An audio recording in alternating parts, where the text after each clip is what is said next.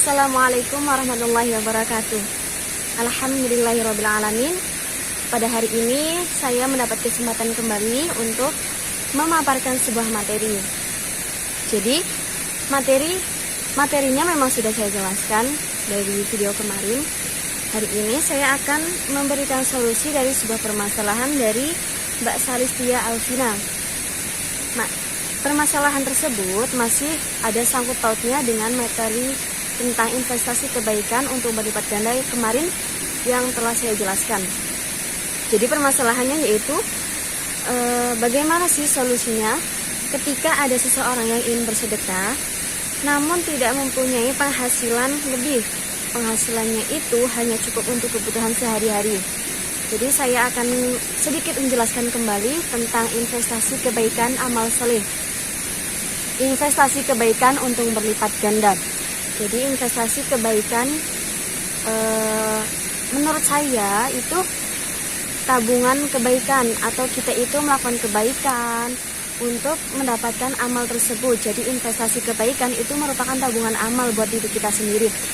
Kemudian untung berlipat ganda, apa sih untungnya kita melakukan kebaikan? Ya, kita itu akan mendapatkan amal untuk tabungan kita di kehidupan akhirat nanti. Jadi investasi kebaikan untuk berlipat ganda itu merupakan tabungan amal untuk diri kita sendiri dan yang akan bermanfaat untuk kehidupan di akhirat kelak. Seperti itu.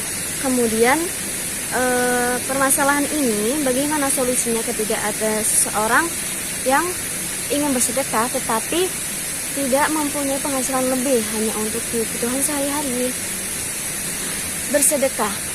Bersedekah itu mungkin banyak orang yang memberikan penjelasan tentang bersedekah itu hanya tentang materi. Kebanyakan orang itu berpendapat seperti itu, dan kebanyakan orang bersedekah itu dengan hartanya. Tetapi yang perlu kalian ketahui bahwa bersedekah itu bukan hanya memberikan unsur materi. Jadi bersedekah itu bisa dengan melakukan atau pemberian non materi, seperti contohnya kita itu murah senyum itu sudah termasuk sedekah. Kemudian kita membantu orang lain, kita menolong orang lain, itu termasuk sedekah yang non materi. Jadi bagi orang yang tidak berpenghasilan lebih, kita itu bisa melakukan hal-hal tersebut. Menolong orang lain pun kita kan tentunya mendapatkan amal kalau kita memang tidak pamrih. Kita tidak mengharapkan imbalan dari orang yang kita bantu. Seperti itu. Kemudian bersedekah. Memang mungkin kebanyakan orang yang jarang bersedekah itu memikirkan bahwa bersedekah itu akan membuat harta kita menjadi berkurang. Padahal faktanya itu tidak sama sekali. Bersedekah justru malah menjadikan hidup kita itu menjadi berkah. Dan harta kita itu tidak akan berkurang, malah justru akan berlimpah, seperti itu. Kemudian bersedekah itu termasuk sebagai kita itu mensyukuri atas nikmat yang telah diberikan oleh Allah Subhanahu wa taala. Terdapat dalam Quran surat Ibrahim ayat 7, yaitu Bismillahirrahmanirrahim. Wa idz ta'adzana rabbukum la in syakartum la azidannakum wa la in kafartum inna 'adzabi lasyadid. Artinya, dan ingatlah tatkala Tuhanmu memaklumatkan, sesungguhnya jika kamu bersyukur, pasti kami akan menambah nikmat kepadamu.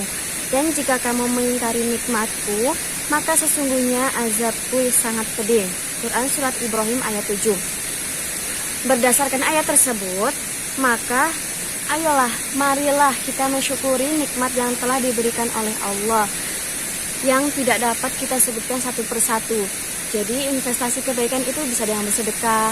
Bersedekah itu seperti tadi yang telah saya jelaskan, bersedekah bukan hanya pada unsur materi atau kita memberikan harta benda kita. Jadi pemberian non materi seperti kita tersenyum, seperti tadi kita membantu orang lain pun itu termasuk dengan sedekah. Dan semoga dengan melakukan sedekah kita mendapatkan amal yang diridhoi oleh Allah dan akan menjadi tabungan amal buat kita di akhirat kelak.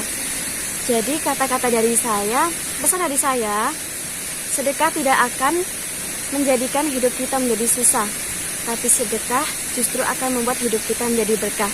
Sekian dari saya, kurang lebihnya mohon maaf.